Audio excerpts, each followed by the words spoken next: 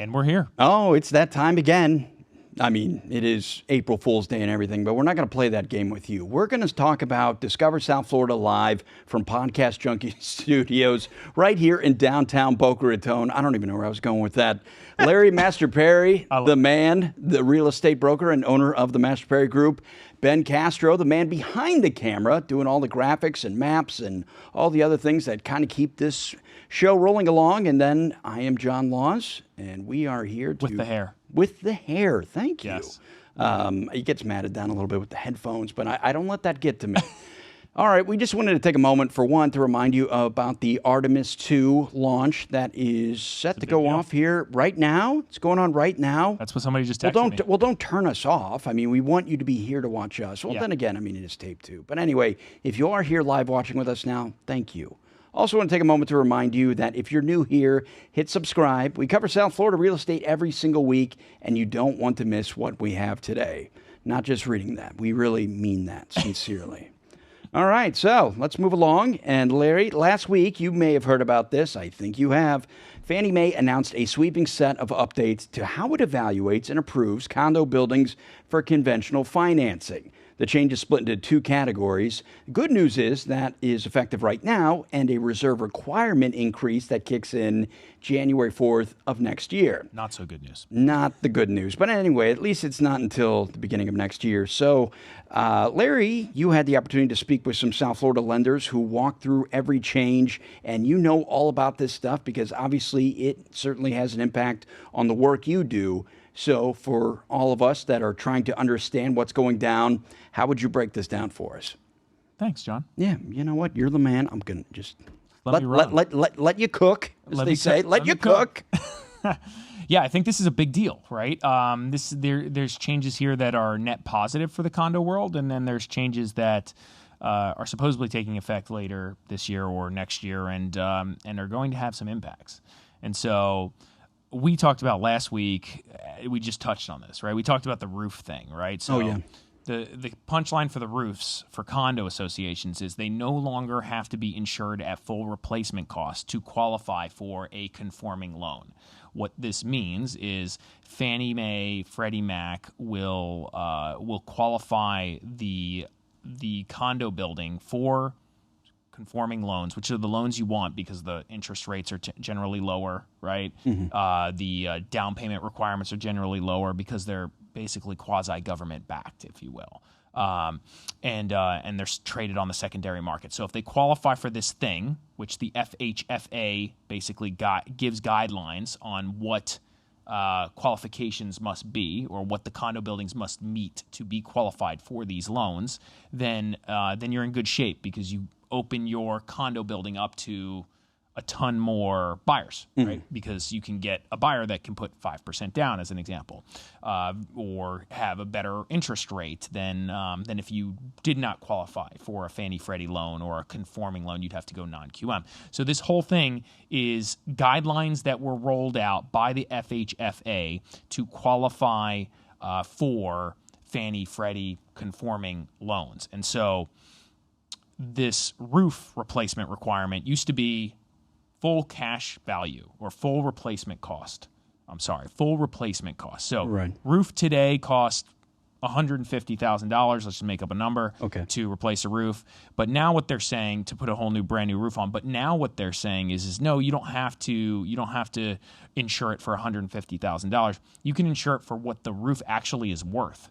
So if the roof is like 30 years old, the roof is probably worth close to very little. Yeah. So now you're insuring it for $25,000 or some way lower number, which means your insurance premiums are lower, which means the HOA fee for your building quite possibly could be lower. And the only reason that buildings were doing this were doing full replacement cost coverage on the insurance side is because they wanted to qualify for the Fannie Mae loans for the building. I see. Because again, it allows you to sell the unit to many people because it opens up the qualification standards or the ability for more buyers to show up and pay better rates and again better lower down payments. So that's the whole point here. So this is what we're talking about. Any of these requirements are because of that, and buildings try to qualify for that. Not all buildings do. And those are the buildings we say are non-warrantable or non-conforming condo buildings. And again, they suffer.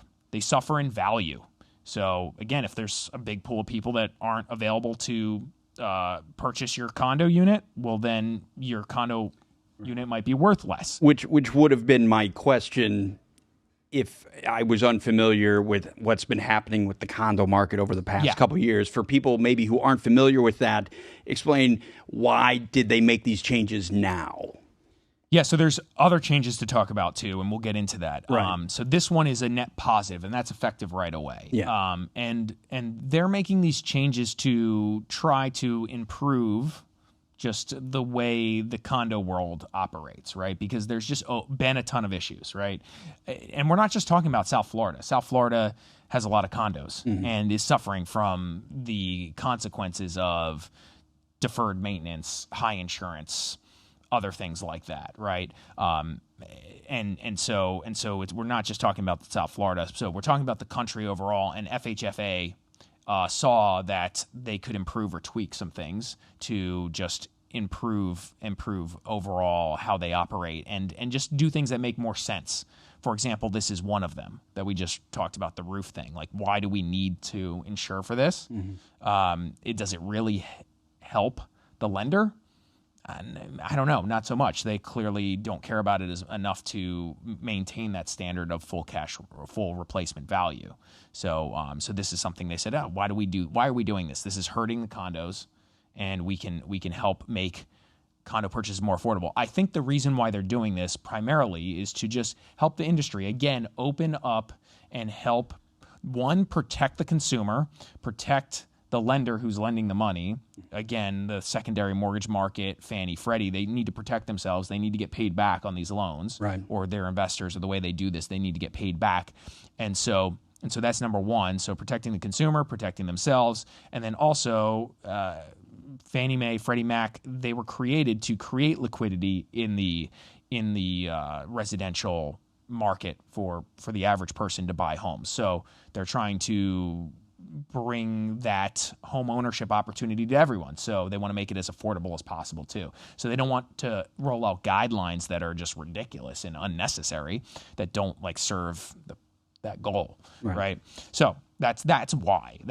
And the condo market in general has been struggling in Florida because of the Surfside collapse years ago. New legislation that prevents the Surfside collapse from happening in other buildings, which means stringent maintenance requirements, reserve requirements, et cetera, which we've beat to death on this channel, right?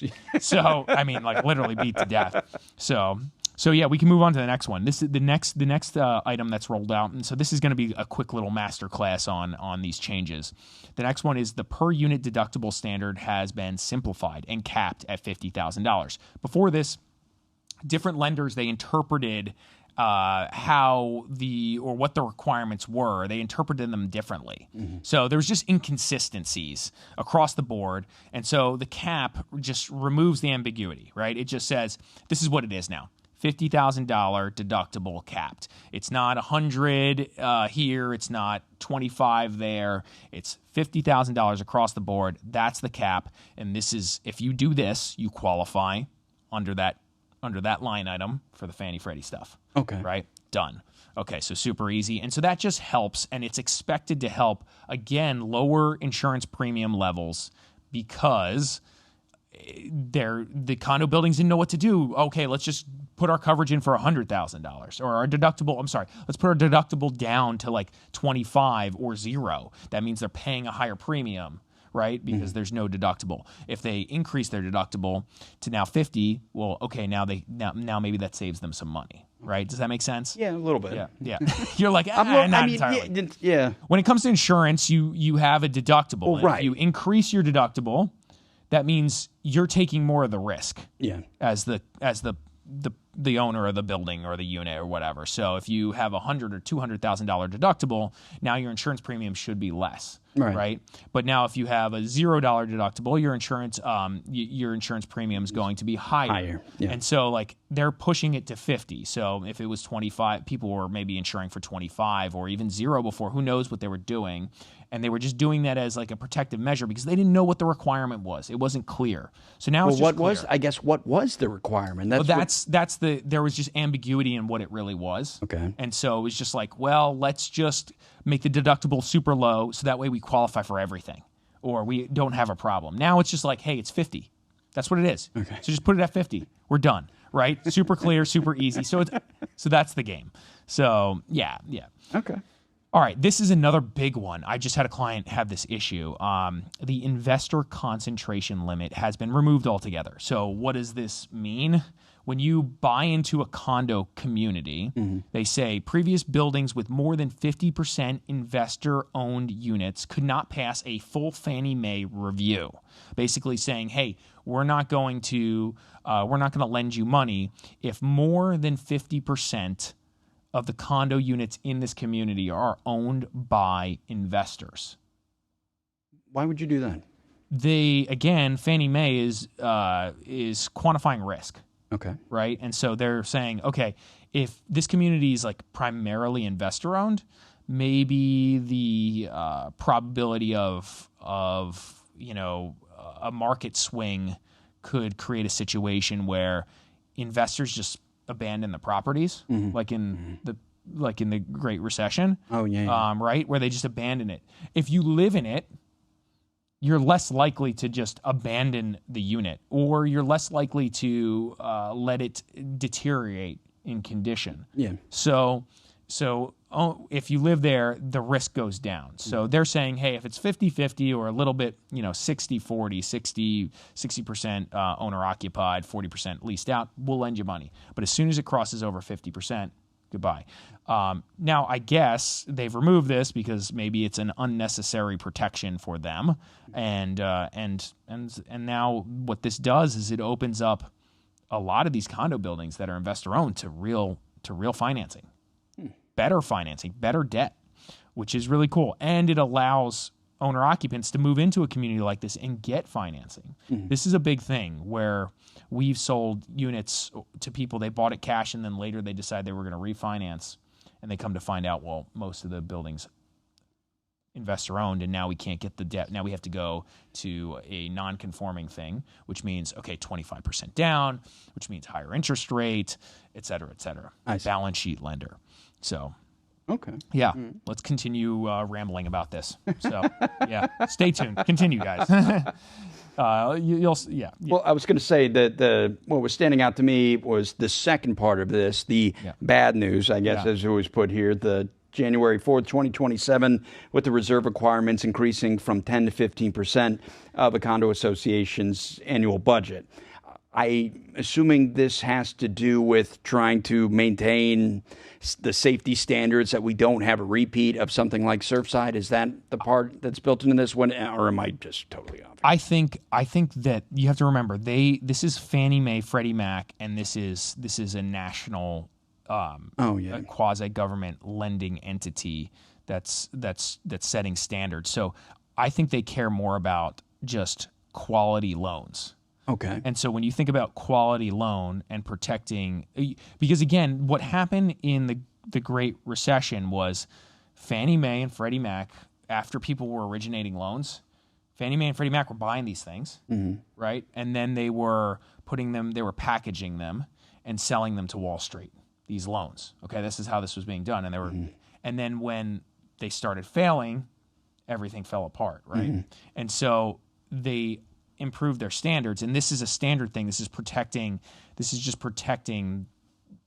the world, right? It's just protecting everyone who's investing in these loans as well, and making sure the quality of these loans are correct. So long story short, I think they're really focused on just like making sure that the loans don't go delinquent when they have conforming loans. So if you set the standard to, hey, the building now is required to have 15% versus 10%, that increases the probability that they're not going to have deferred maintenance at a level that's unnecessary. But also, like, again, what's happening, and they may have seen this, because you don't have a reserves, Right. and you own and live in the building, and you have this loan with that Fannie bought, right? And now all of a sudden you get hit with $100,000 assessment because you didn't reserve. The community didn't reserve. Now the owners might be saying, well, maybe just let this condo go, right? I can't afford to pay the assessment, and I can't afford to pay the loan back.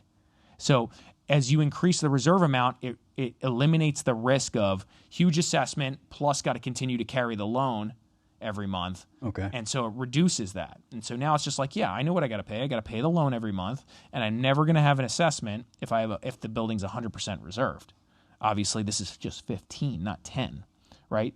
So the reality is like, from my perspective, 15 feels light. Well, that was what my next question would be. I was like, okay, so you only went up 5%. On the other hand, you can't expect to just like have a building carry 100% reserves when, say, for example, like a roof is due 25 years from now, right? And so like, you can't just like, you're not going to have all the money for the roof today. You'd gradually, as you get closer, you'd be, if you're reserving properly, you'd have enough money for the roof by the time you need to replace the roof. Right? That makes sense? Yeah. Yeah. So day one, you have $0 for the roof, but then you start collecting and then you start building up. And then by the time 25 years goes by, now you have enough money for the roof. So you're saving gradually. So again, you can't expect them to have 100% reserves. So this number might be, and I'm sure they did some analysis of this and what they thought was reasonable, and they probably think it should be more, and they probably just compromised because they probably had in mind that this was going to shock the market, and it is. Because here, look what they say here, right? They say only 3% of the buildings they have worked with currently have reserves at or above 15%. This is a condo review firm in the USA. Only 3% nationally? Yeah. Wow. Which is crazy. So that means the vast majority of condo buildings in the country and in South Florida alone will need to increase their reserve funding within the next 9 months to meet that that standard. Almost everybody needs to hustle, but how do you hit that reserve standard in 9 months? It's how do what, just put more HOA fees on everybody? Assessments, yeah. So that's the thing. So obviously there's a lot of pushback industry-wide on this specific topic. But hey, if this goes through, your condo unit or building can go from warrantable or Fannie Mae qualified, conforming loan approved, to non-warrantable and only able to sell or to people who are either cash buyers or can get a non-conforming loan, which is 25% down. Right, so you'll go from having access to a lot of buyers who might want to put 5 or 10 or 15 or 20% down to someone who's now going to put 25% down.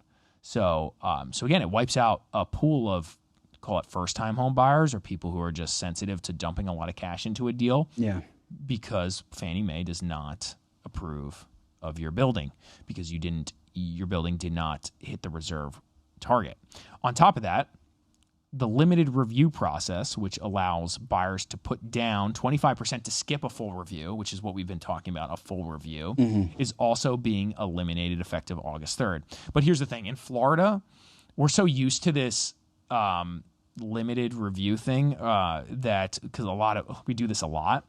In Florida, this change is less impactful than elsewhere because we have been operating closer to a full review standard since Surfside. But it's just worth knowing, and I think it does matter. I think there's certain buildings where this will affect people. So these two things are the big ones. These are the big ones that you care about. And if you're thinking about selling a condo and you're holding off or whatever, you may consider reviewing what the deal is with your association and seeing if this is going to impact it. Because man, this 10 to 15% thing, the condo market's already taken a hit. this is not going to help. You even hinted at the possibility that this may still not happen, this second part. Yeah, well, it says industry pushback is already underway. Lenders and condo industry groups are pushing the FHA to delay or reduce the 15% reserve requirement. There's a real possibility it gets extended or softened before January, but it would be a mistake to assume that it will happen. So... And it's true. It's almost like not getting your homework done, but you're just hoping that it's a snow day. Yeah, right. Exactly. So I think, and again, just because these things, Fannie Mae, Freddie Mac say, hey, we're not doing this, doesn't mean you can't get financing. We've done tons of deals that are non-QM. Yeah. Right. We've done it. We've knocked them out, and we've gotten good deals for our sellers and for our buyers when we do this stuff. So it doesn't mean it's a completely dead building, but it does affect the value in buildings. Like this is not something to be messed with here. Mm-hmm. So again, if you're thinking about selling, this is something you should consider before it's too late. Right? Or before you're living in it. Mm-hmm. And we've had this conversation with sellers a lot, and now we're starting to share this with them. And once you review your condo association budget and stuff, you'll know. So, yep. 3%, man. Yeah. That's wow. Yeah. I mean, a lot of the HOAs, I would make a bet, don't even know that this is a thing, and they're going to be in for a rude awakening if these things don't get pushed out.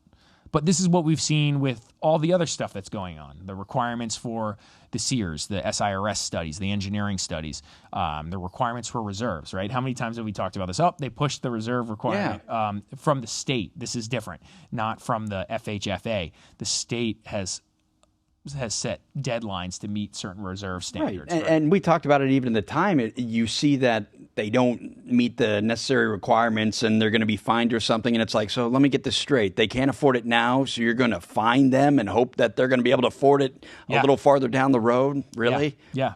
It's crazy. And so remember, we've talked about this before too. While it's not directly communicated, or there's not like this obvious list out there, there is this hidden blacklist. That's what I was wondering about, if that tied into this. Yeah, this is the blacklist. This is you're not qualified to get a Fannie loan.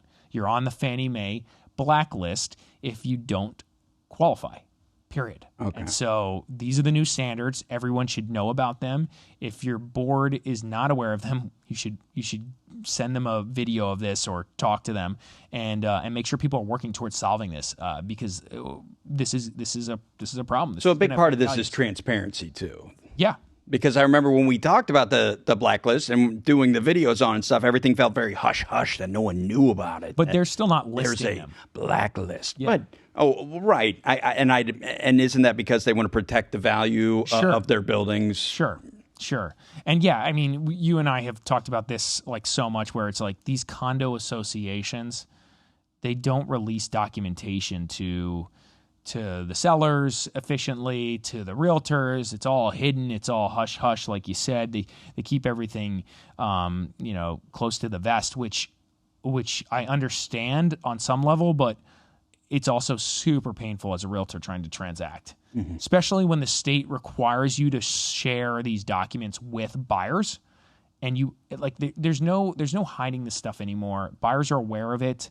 Most realtors are aware of it, but I don't think most buyers, sellers, realtors, or associations are aware of the exact documentation and the level of documentation that is required by the state to provide to the buyers. They're just not aware of it, because when I send that list out, most people, including the buyers, they're like, holy, they fall off their chair. This is what we need. And then it's like pulling teeth for the next 30 days trying to get all these documents. And remember, you and I have talked about this before. I had a buyer cancel a contract the morning of closing because they had just gotten certain documents from the association, and that allowed them to make a decision when they got those documents that they were out.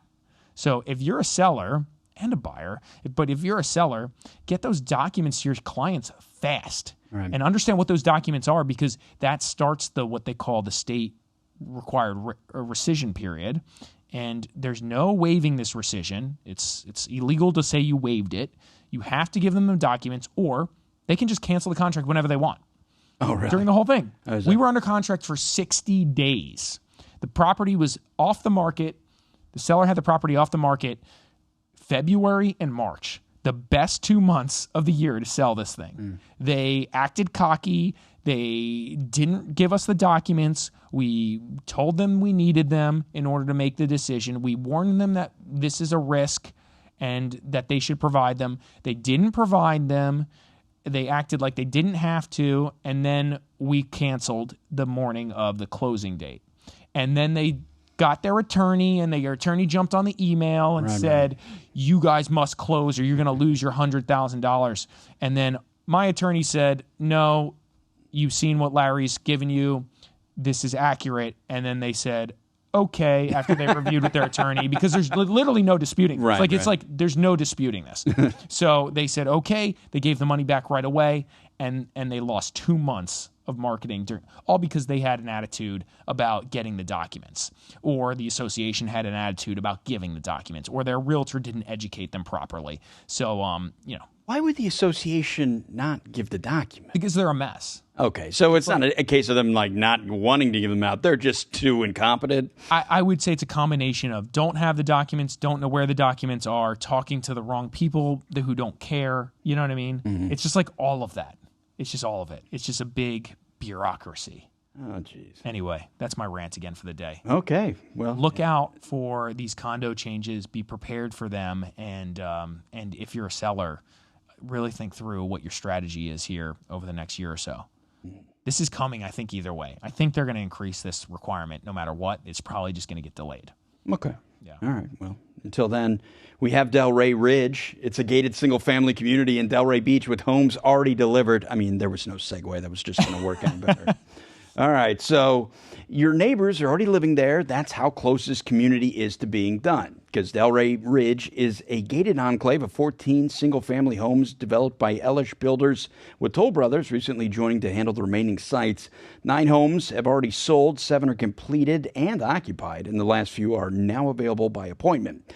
Prices start $2.6 million, with homes ranging from 4,100 square feet to 4,600 square feet across 2 stories. Nice homes. So, Larry, have you had a chance to check out Delray Ridge? I was in there. Yeah. You were? Yeah. Right. Can you pull up the location, Ben?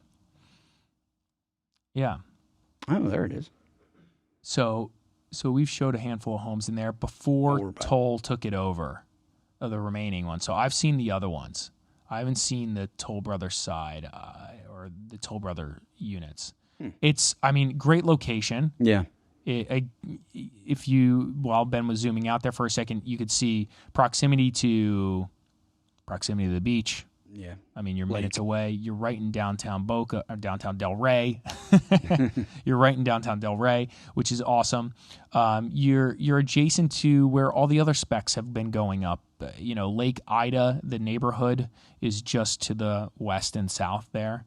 This is golf cart territory. It's on the northern end of, I would argue, golf cart territory, but you're right in downtown. This is prime real estate, great location, and prices aren't crazy from my perspective to be in like brand new construction in downtown Delray. Yeah, not at 4,000 plus square feet, in 2-story homes for sure. Well, I'll give you an example, Ben. If you pull up the map again, if you're in the adjacent neighborhoods, I don't even know if we have the Zillow stuff here. Oh, we do. Yeah, throw up the Zillow. Let's see what we got. What does here. the Zillow have? Oh, it's just the Zillow link. Yeah, I was gonna say if you look at adjacent neighborhoods and or adjacent places and maybe go back there. Yeah, perfect. And you can zoom in if you want, right? Kind of close to where that was, but you can kind of see. Yeah, a little up. Yep, perfect. You're right in the window. So what are you seeing on that screen? You're probably seeing, the dirt in Lake Ida is worth $1.5 million, depending on where you're at. $2 million. Yeah, depending on lot size. So again, the dirt in a neighborhood that you would build on is worth $1.5 to $2 million in that surrounding area, and they're selling these things for 2.6. Now again, Lake Ida has a little bit more lot size. These are more smaller lots, which is okay. Again, it's the affordable option to get into a new construction home right in Delray. And then just to the east of there, but still on the mainland, like right over there, there's new construction, literally almost right where right around there. You can see these homes. I mean, they're selling for $4 million. We have a listing right over there right now, and the homes are trading in the fours. So fours, fives. So this is like, from my perspective, I know people are like, affordable. I'm like, yeah, this is kind of affordable. It's an alternative option. It's a good alternative product for the downtown market from my perspective. And again, like 5.5 bathrooms, right? Oh yeah, I mean a new construction home of that size. Seeing enough of the recent new constructions when I picture 2-story homes around here, it's like they are really nice homes. Yeah, and it's very seldom do you have like new construction communities in downtown, right? What I thought was interesting is the HOA fee. What were they saying? They're going to charge $878 per month, which covers lawn care, irrigation, maintenance, basic internet, and TV. This is almost like an HOA for 14 homes. Yeah, it's an HOA for 14 homes, but it's almost like having a townhome, but not, right? Why? Because again, you're getting like the coverage of like the lawn care and the irrigation and the basic maintenance around that area, and so you're getting some of those features, which is nice. I will flag this: $878. If you go to Lotus Palm or Lotus Edge, they're charging somewhere around that, and you get the amenities, right? And so you get full amenities in Lotus Edge and Lotus Palm, and by full amenities, I mean 40,000 plus square feet of everything. Oh yeah, the clubhouses and stuff. Oh yeah, it's really nice. Restaurant, all that stuff. So, but I understand why the fee here is this high relative to that one, or seems high relative to Lotus Edge, and it's because, frankly, you have 14 homes, right? And so that's a thing. So yeah, I mean that's one of the reasons, we'll put it that way, and the irrigation and maintenance and some of that stuff is covered, which not everything is covered at the Lotus communities like that. So it's not everything, not most things, but not everything. So there's a little bit more there. Yeah, again, I think I already ranted about all these things that they're saying here, why this is so great, and again, there is a little bit of scarcity for a product like this. There's no question. So this is interesting. We've had a lot of clients look at this for that reason. It's kind of a interesting, affordable option in downtown when it comes to having like a brand new single family home. Yeah. And I ask because I haven't seen this too often. Why would they bring in another builder like that? That's a great question. That is a great question. You know what I mean? Like you never see any of them when if it's GL Homes or somebody else, they do it. End of story. The builder or the owner of the lots may have just cut a deal with Toll and just said, "Hey, here you go. You want to build these out? Great, go do it." And Toll paid the number that made sense for them to get out of it, and that might have been the play. Toll may have felt they could do it at a better price and sell more efficiently or profit, whereas maybe the other builder or the owner who entitled the lots maybe didn't want to get involved in taking that execution risk, because that's the thing, right? It's even what we do on the foreclosure stuff, right? We buy the foreclosure properties at auction, but most of the time we're not doing the renovation and the construction work, even though we have the ability to do it. We're like, let somebody else take the execution risk. We did the hard part. We cleared title, bought the property at the right price, took that risk. Now that we've entitled it, in this case it's entitling it, now that we've cleared title, let's give it to the guys who all they do all day is just run around and have 6 of these, 10 of these, 20 of these projects going on. They have the crews and they're just doing it all the time. Just give it to them to do it instead of us go full stack and do everything. Sometimes we will, sometimes we won't. In this case, these guys are like, let's sell it for this price and get it done. That's probably the logic that played out here. So let's talk about Nautilus 220. All right. Which is now open. 330 waterfront condos just debuted in Lake Park. If you don't know where Lake Park is, not often do we talk about Lake Park. I've looked at a ton of multifamily in Lake Park, so I'm very familiar with this area, and we should throw it on the screen here where it is. And so, let's see, a town with a $12 million annual budget just opened a project projected to bring in $2 million every single year. So this is kind of interesting. So that's where Nautilus is, and if you zoom out on the map, if you can, you can kind of see it's kind of tucked. I'll be honest, I had to look up. I couldn't remember where it was. Yeah. I knew I was like it's West Palm Beach, but where in West Palm Beach? Slightly it's like North Palm Beach. Yeah, like North Palm, slightly above Riviera. Close to. It's not too far from downtown West Palm, right? No, it's close, and there you go. Yeah, I'm looking at. Looking at his you're like, dude, look over here. Over here. Ben's waving his arms frantically behind the screen on it. Right. So Nautilus 220 held its official grand opening on March 25th. So very recent here in Lake Park, marking the completion of two 24-story towers with 330 condo residences. So this is very east of Federal. This is where we'll see some of the projects here that are like big time in the Lake Park Riviera market. It's usually going to be right along Federal Highway because as you go west into Lake Park, it gets residential. Lake Park is a acceptable. It's reasonable when it comes to like quality. Riviera overall is a little rougher historically. Lake Park is a little better, but Riviera bleeds into Lake Park, and Lake Park bleeds into Riviera for whoever's interested in knowing about this or investing, because we've invested in multifamily in this general area. We've looked at a lot of projects there, and we're actually talking about some today. So again, the lower income or workforce housing projects are like in that Lake Park Riviera area, but west of Federal Highway, east of 95 in that territory. So when you're going to see like new construction like this, it's going to be along the water. It's going to be along Federal Highway, and that's what you're seeing here, and that's where they're going to start working on this. So let's see. It says ground floor dining, retail, and office space along Lake Park Harbor Marina. So again, it's connected right to the waterway here. Developed by Forest Development and Royal Palm Companies. The project spans approximately 1.15 million square feet. More than 90% of residents are already sold, with a limited number of 2- and 3-bedroom units still available. That's wild. 90% sold out. This project obviously is working. It's good. Yeah, let's see what else they have to say here. 10-foot ceilings throughout. Pretty good for condos. 12.5 feet in the penthouses, with hurricane impact glass, obviously. And then it's got great views of the marina, intercoastal waterway, obviously the Atlantic Ocean. When you get high enough, you can see it, which is cool. Amenities include 1-acre outdoor deck. That's a lot of space.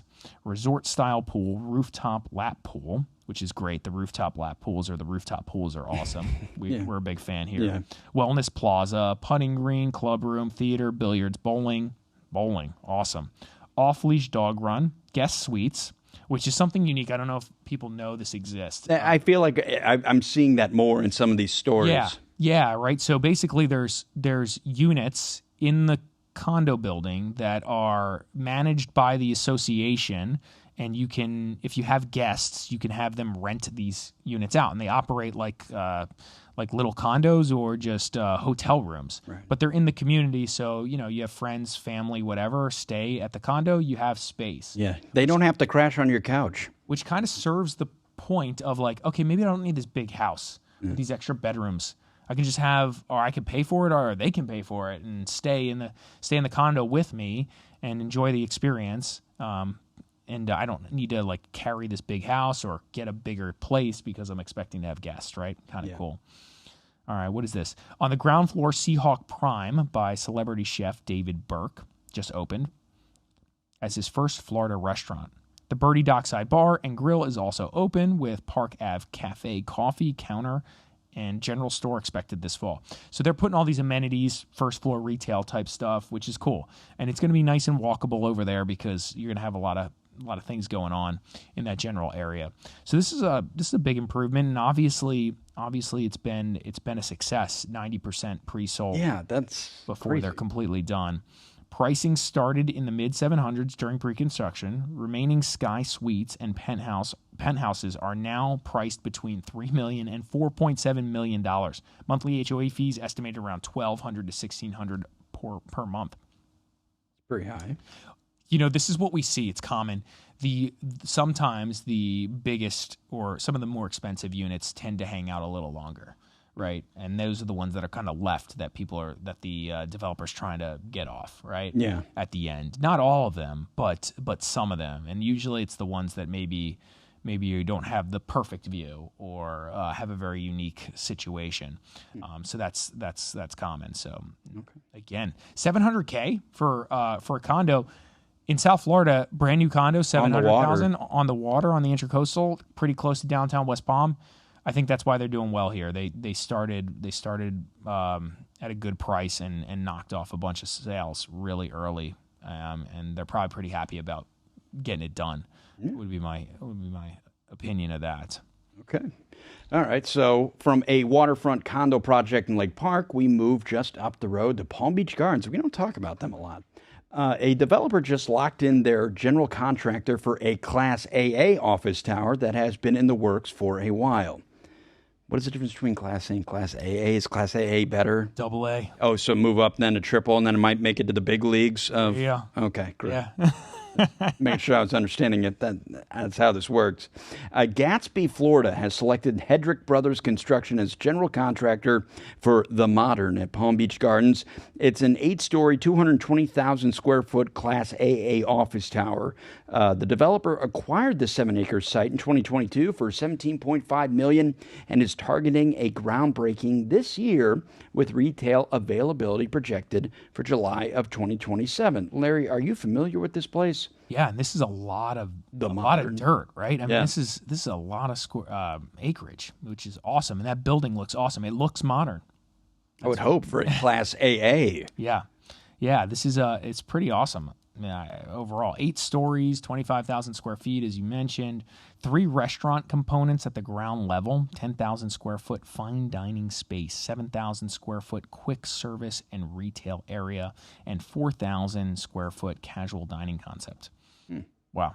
Asking rents are targeting approximately $75 per square foot, positioning this as a trophy tier building designed for financial, legal, and Fortune 500 tenants migrating from the high tax states. And There's a lot of that going on.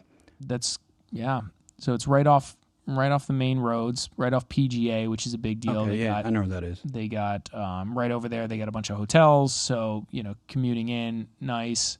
If you zoom out a little bit, you can kind of see. Is that the Gardens Mall? I think so. Mm-hmm. So close to the Gardens Mall. If you zoom out a little bit more, 95 adjacent, obviously as well. This is a really, really nice area. Yeah. Right? Yeah. It's a nice area, and so this is like, what's interesting is not usually get these double A or like high end office buildings in really infill locations like downtown Boca where they're building the Aledo or whatever, right? Mm-hmm. And then you get this happening in downtown West Palm, but this is a little outside that territory. But there's likely a need for this because, again, there's not a lot of this product in that area, and this is a dense, really, I won't say super high-end area, but it's a really nice area. Gardens is really nice. It's the average price point for homes is above average for the area, and so I would expect this does pretty well here.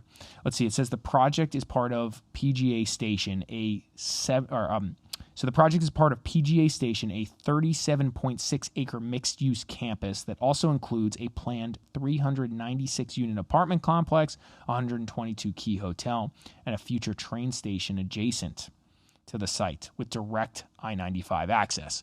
So this is a part of a much bigger game plan. And again, I think they're gonna do well. And they say a nearby project, Devosta Towers in Palm Beach Gardens, is a 100% leased to major financial tenants, including J.P. Morgan, Stifel. That track record is the clearest signal of what the Modern is aiming to replicate. And so they probably had additional demand, and they were able to execute on this, which is probably why they're going with this first, and then the other projects maybe are trailing behind. As of late 2025, the Modern was approximately 25% pre-leased per South Florida Business Journal for a tower that has not broken ground yet. That absorption rate reflects real demand for institutional tenants. So this is what we're saying. Probably going to do pretty well. Yeah. Great location outside of like the main city hubs, but but good demand, and they've proved it at another project. So they're not the first to try this in this area, which is always a great business model, right? Mm-hmm. The $75 per square foot asking rent is a meaningful benchmark. It reflects the premium that Class AA product is commanding in Palm Beach County as the Wall Street South migration continues to push demand for high-quality office space outside of downtown West Palm. And this is the point. It's nonstop here. Yeah. We do this every week. We talk about 7 topics. I was going to say, I didn't want to be a broken record where I'm always like, Larry, how do they keep this going? There's no shortage. There's no shortage of this. I don't know what we're going to do if they ever stop. We'll just talk to each other, John, on camera. And, talk about your hair. Yeah, right. I'm that's sure. What we'll do. Right. We'll just ramble until I say something offensive and get canceled. And then, at the end, you'll have fun. We'll talk about your hair products. That's what we'll do. We'll try. Oh, don't be jealous. It's not a good look on your hair. All right. Let's. I'm sure you may be familiar that with us covering the Vanderbilt West Palm Beach campus, there was a new development, and I was surprised. This is a big name that was involved with the previous concept when it was going to be the University of Florida trying to get in on that satellite campus.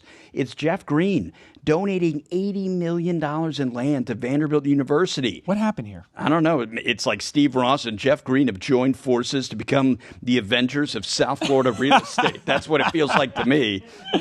Oh, God. They're like the Avengers of development. I mean, Wall Street South, my goodness. Yeah, Jeff Greene, for people who may not be familiar, one of the most active landowners in downtown West Palm Beach. He has sold, swapped, and donated prime parcels across the city for a long time. This donation, 1.3 acres valued at $80 million. That's his largest public gift to date and his most deliberate bet on the city's long-term future. He tried this once before, again, with the University of Florida campus, a deal that fell apart over naming rights. I'm sure he wanted its name probably slapped across. I don't blame him. I would too. Hey. Now he is back with Vanderbilt on what appears to be cleaner terms because Vandy is dandy, Larry. Vandy wants to get it done. I know. They're here. Yeah, they're here to do business. The Chancellor Daniel Diermeyer and Steve Ross and everybody. Yeah, they don't mess around. This is a dream team. Yeah, this is happening. So this is just yet another step in the progression of Vanderbilt making it happen in downtown, right? But again, $80 million. Woo. So just for how much? For 1.3 acres at $80 million? Yep. If we were having this conversation like 5 years ago, would there be any parcel of land in downtown West Palm Beach that'd be worth $80 million? Sometimes I wonder about this, like this strategy around donation, especially if you can donate something that is arguably worth more, or you can make it look like it's worth more. I just wonder. Is it like a tax write-off? This is my 100%. Okay. 100%. So like John. I know. I mean, he was just doing it out of the goodness of his heart. Yeah. I don't know. He's a good dude. Jeff, you're the best. You're the best, buddy. Yeah, I mean, so maybe it's not actually market value $80 million. Maybe this is the number that he gets to write off on his taxes. I see. Maybe I'm talking smack. I don't know. No, I mean it's logical. But this is let's put it this way: we spent enough time with very wealthy individuals, and we've seen how do they strategize, and this is one of the games for sure on the donation side. So. Yeah, let's see. Greene has been reshaping downtown West Palm through his real estate holdings, as you mentioned, for years. A top 20 university campus changes the demand equation for every asset class around it. So this is the argument, right? It's like, okay, it's worth more now that Vanderbilt's here. Now I can donate it for more, possibly. Graduate student facility, research, partnerships, and institutional spending all create sustained demand for housing, retail, and office space. For a developer with long-term downtown holdings, that is more valuable than any single tenant lease ever. Yeah. Vanderbilt has committed to spending at least $2.4 billion on the campus over the next 25 years, growing to $5.3 billion over 50 years. That's 50 years out. It's hard to analyze that, Yeah. Anyway. A lot can change. Yeah, exactly. Greene's $80 million land donation effectively helped unlock a multi-billion-dollar institutional spending commitment in his own backyard. Okay. All right. It's worth noting how the contributions break down. The city and county donate 7 acres of public land valued at $60 million. Steve Ross committed $50 million in cash, representing 16.7% of the total $300 million fundraising goal. Cody Crowell of Frisbee Group, who we know very well and is very active, donated $5 million in cash. Greene's contribution is the only private land donation, and at $80 million, it is the single largest gift to the project, which is interesting. Yeah. So do we know where it is? You even have to win at the donations. Yeah, you think you donated a lot. I'll donate more than you. Okay. So you zoom out. Yeah. So this is the same. Okay. So zoom back in. And so this is the stomping ground. So of where this is all going down. And again, we can have a ton of conversations about how much upside this brings to West Palm and the surrounding area there. As we've mentioned before, I own property just 5 blocks north of there. A lot of it. Well, I'm looking in the northwest corner. That's the WPTV. Who was it? Ross that bought that? Related, right? Yeah. Bought that. Yep. So related bought that. There's other projects that are, so Related, you see where Banyan is? We talked about this a week ago. That Banyan Road or Boulevard or whatever right there on the top of the screen. Right there. Yep. So they just completed that building where the mouse is right now.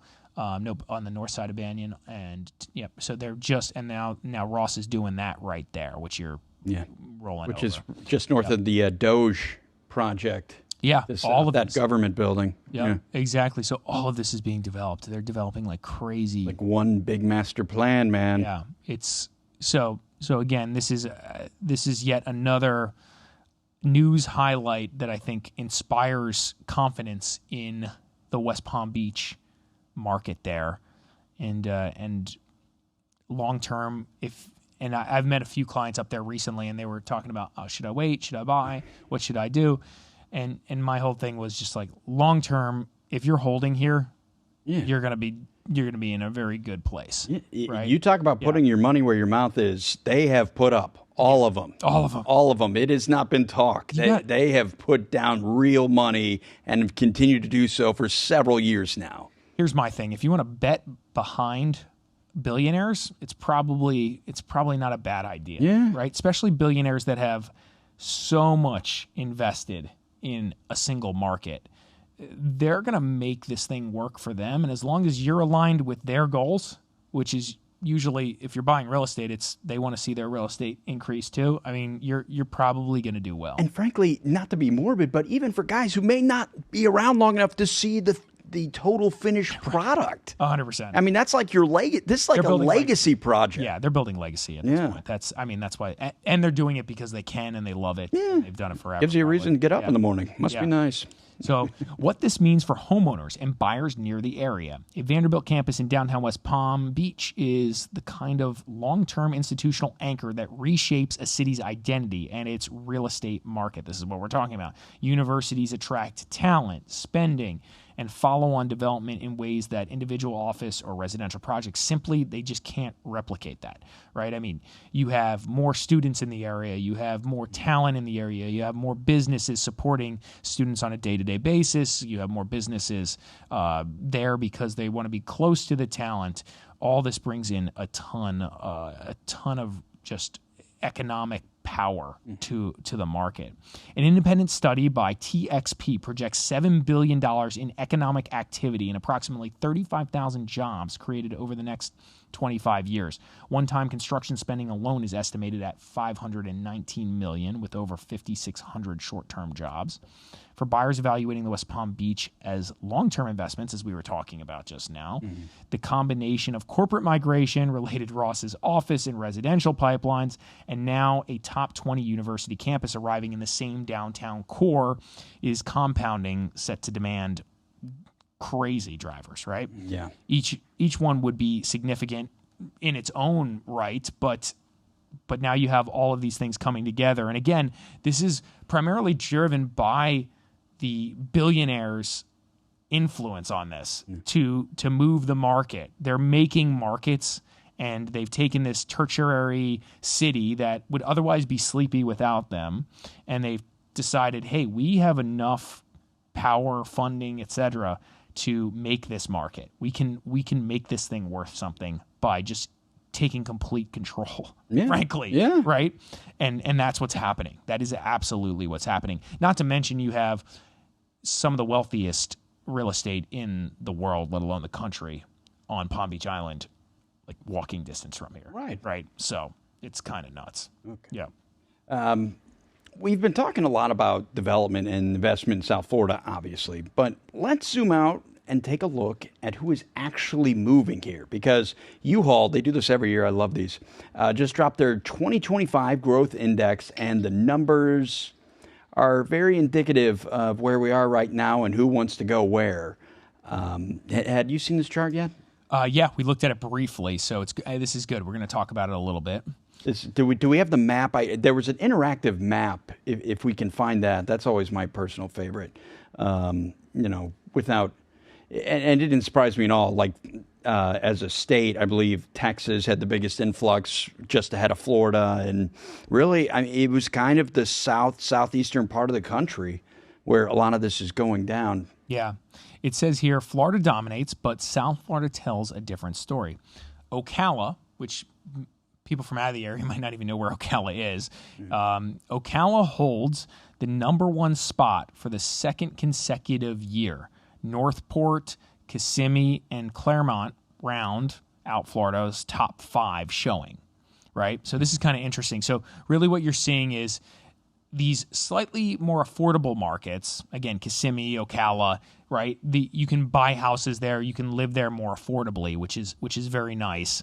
That's where you're seeing the bulk of the demand. Actually, we were looking at real estate in Ocala for this reason. I think Ocala has good indicators that it's gonna perform very well long term. It's interesting, but it's not this like downtown infill like cities like we experience here in South Florida. Ocala is not in South Florida, for people who don't know. And then Fort Lauderdale is the only city from the Tri-County region to crack the top 25, which is interesting.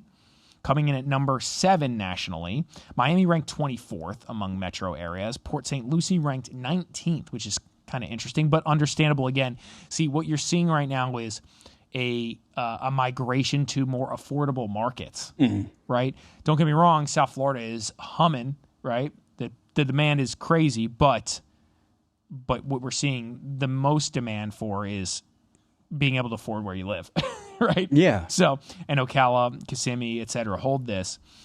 West Palm Beach does not appear individually in the top 25 cities, which is interesting. Wait, which doesn't? West Palm Beach. Oh, wow. Yeah.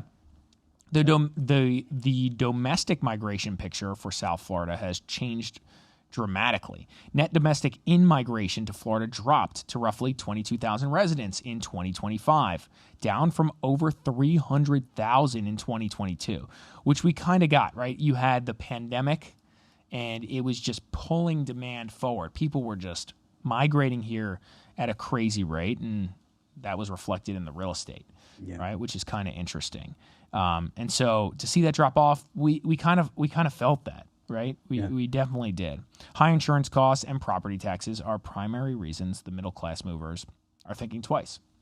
So this was the map. I hope, Ben, I pasted the link to the top of the story. If you copy and paste it in there, I'm very visual. I just like seeing this. I was like, wow, very much, the Southeast, a little bit of the Southwest, and surprising, you know what? The Pacific Northwest is kind of what gets me. Washington's actually ranked 6th. I'm not quite sure. I'm not quite sure. I'm understanding. If you look at when you hover over these, what the in-migration means. That's in-migration. That's people relocating to the area. Oh, okay. Mm-hmm. Because you look at it, and I was kind of confused because so many of the in-migration are all right around 50%. Which is. I mean, even the states that people are supposedly leaving, still their in-migration is relatively high, but which is interesting. As you can see, they are still continuing to leave the West and Northeast in droves. I think that's interpret that however you like. I'm not going to be that guy. I think that's the myth buster, though, because there's been this doom and gloom thing going on in some cases that the southern real estate markets like Texas, Florida, etc. People are leaving. They're going back to New York or whatever. Now, sure, it's like, are they though? Anecdotally, that probably happened for yeah, people, right? I mean, this makes sense. We know clients that sold went back. They either didn't like it here or hey, they're like, I got a career up there and I got to do what I got to do. So that's a thing. But net, we are still seeing positive population growth. But I still find this very fascinating.